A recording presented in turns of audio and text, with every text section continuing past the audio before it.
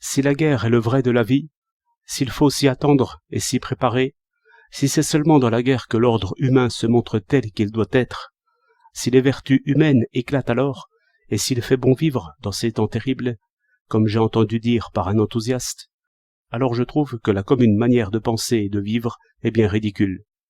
Car pourquoi parler de libres opinions quand il est entendu qu'à partir de l'annonce de guerre, les opinions sont toutes dictées et imposées?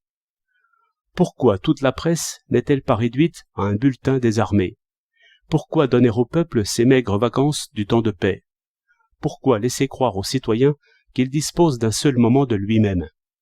Pourquoi faire voter, puisque ce qui importe, dépenses militaires et actions de force, aura lieu, que le peuple le veuille ou non? Faire la paix, faire la guerre, renouveler l'armement, chercher des alliés, exercer les hommes, ce sont des choses qui dépendent du chef, non des hommes.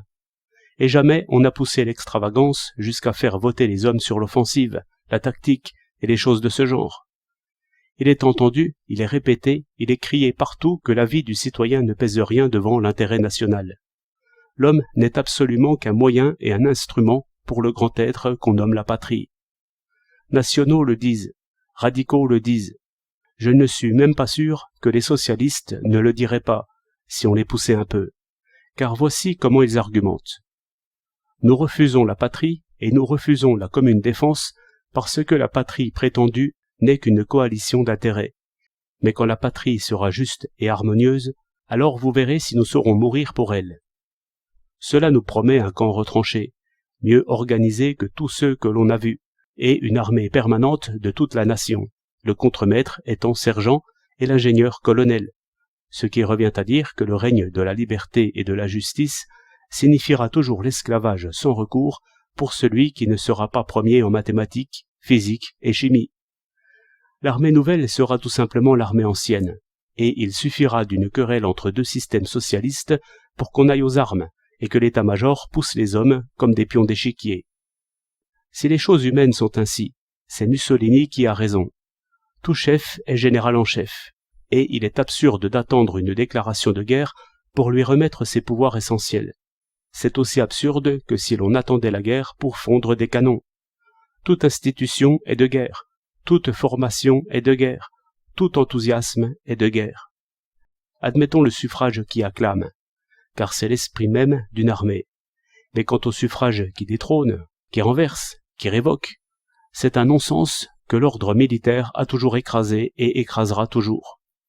Au vrai, c'est mutinerie, et il n'est jamais trop tôt pour punir tout commencement de mutinerie. La vie privée et la pensée secrète sont des délits pour l'œil vigilant. Celui qui n'acclame point, on suppose qu'il blâme, et c'est très bien supposé. Dans l'état de solitude et de séparation, l'homme n'est pas homme. Il faut l'encadrer et l'entraîner, l'arracher à lui-même, le disposer dès ses premiers ans, selon une fin plus haute que lui, par une discipline émouvante, par des discours, des chants et des spectacles qui vont tous à une même conclusion. L'exil ou la prison pour ceux qui prêtent mollement leur science, leur éloquence, leur culture, leur philosophie même à cette grande idée. Voilà donc une sorte d'idéal réalisé quelque part. Cela réveille l'attention, cela donne un sens terrible à des discours auxquels on s'accoutume trop aisément. Quelquefois, on trouve un peu dur de refuser pour toujours confiance et amitié à un brave homme qui se réchauffe à d'antiques métaphores. Il faut pourtant voir où va sa pensée, si pensée il y a. Et s'il n'y a point pensé, c'est pire encore, car il est le complice de ce qu'il repousse. Tout celui qui veut d'abord la paix doit comprendre qu'en cela il veut quelque chose de neuf et d'inouï, qui n'est nullement compris dans les plans politiques entre lesquels les ambitieux nous donnent à choisir. Et cela se fera, non point par plan, mais par ferme volonté de chacun.